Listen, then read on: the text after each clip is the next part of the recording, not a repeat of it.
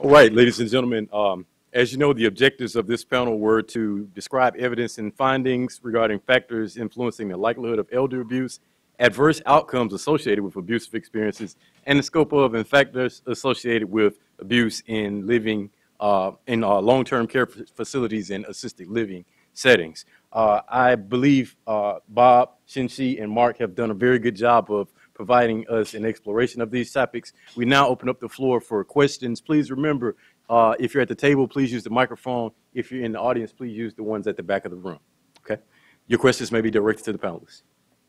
I have a question, if I may.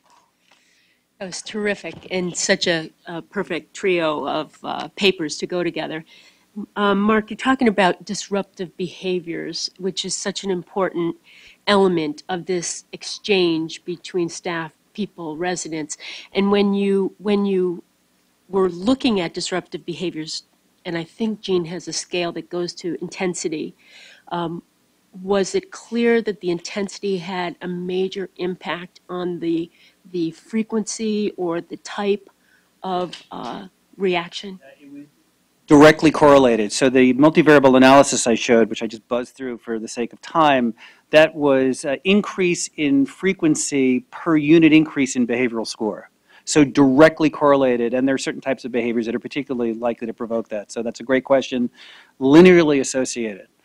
One quick follow-up on that. If I recall, I think Jean wrote a paper at one point where she said that not all people react in the same way. So, for example, family members, it was her dementia care unit work, that you could have a person who was extremely disruptive, a resident who would be, because of cognitive impairment, would spit at you, kick and scream, and the person wouldn't be a responder, a violent responder, versus those that are.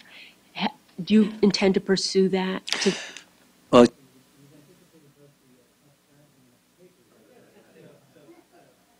I said you anticipated the next grant and the next set of papers. I mean, look, you have a resident who spits at you, and then you saw the other two arrows, okay? So,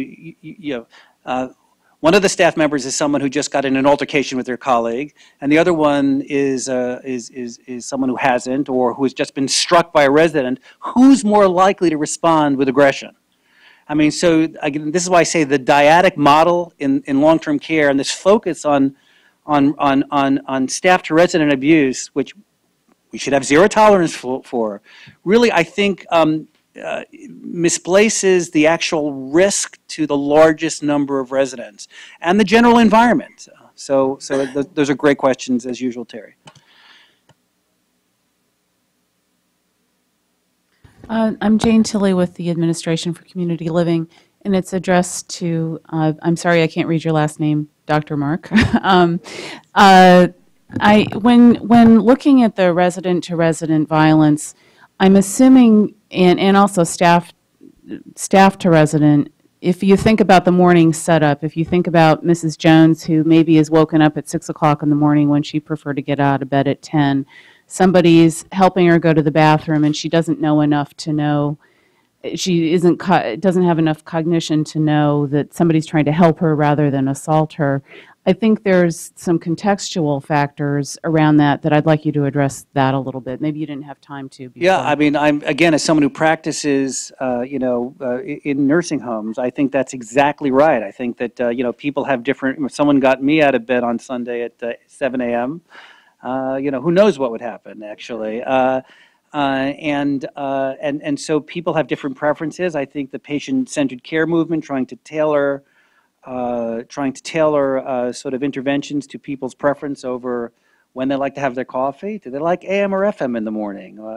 Those kinds of things really go a long way to effectively mitigating, along with promoting a nonviolent environment, better care, better service. I think the catastrophic sort of crunch in sort of nursing home funding has to influence that in terms of the ability of staff to proffer that kind of high quality care. But effectively, tailoring interventions for individual patients, and this has been looked at in feeding, it's been looked at in sort of oral hygiene. There's some very good studies. John Schnelly from UCLA has looked at this in great detail You get better outcomes when you don't, when you don't stick a toothbrush into someone's mouth, and you warn them that this is going to be going on if you have time to do that. Yeah.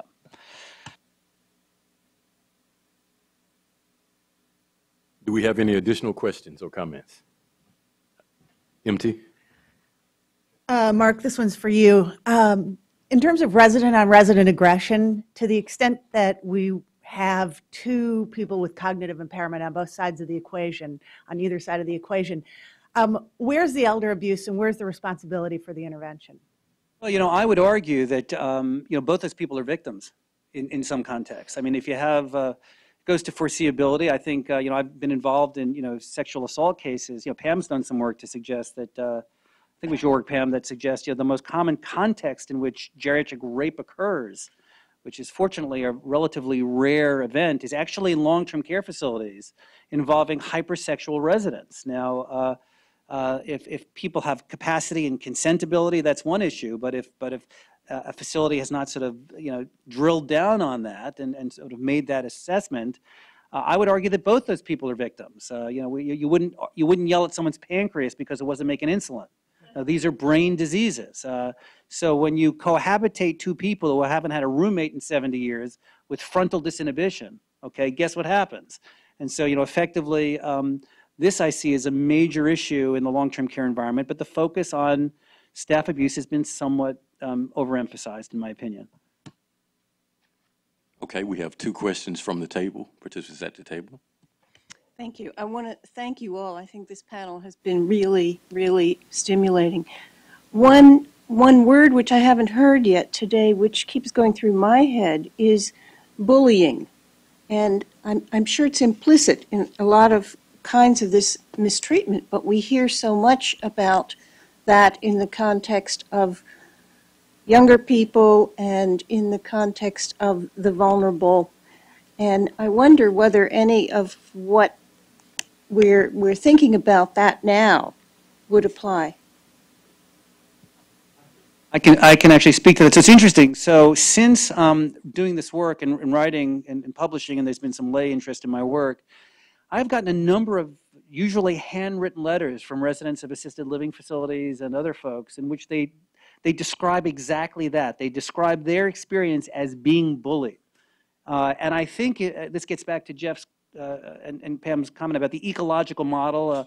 I think one of the ways schools are addressing bullying are with ecologic approaches and with training programs and zero tolerance programs, well beyond my expertise as a geriatrician.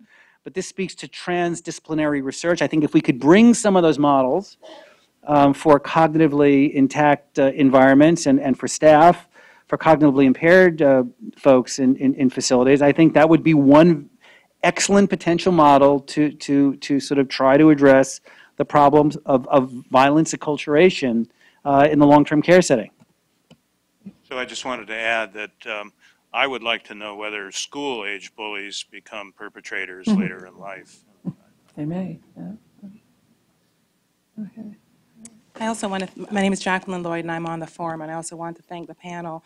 I was wondering if the panelists could speak more to substance use. I know it was identified as a risk factor, and I'm thinking substance use among the caregivers as well as the elderly. And for the elderly, I'm thinking about alcohol use and prescription drug use, if that's an issue and something that you could say more about. It's a really great question.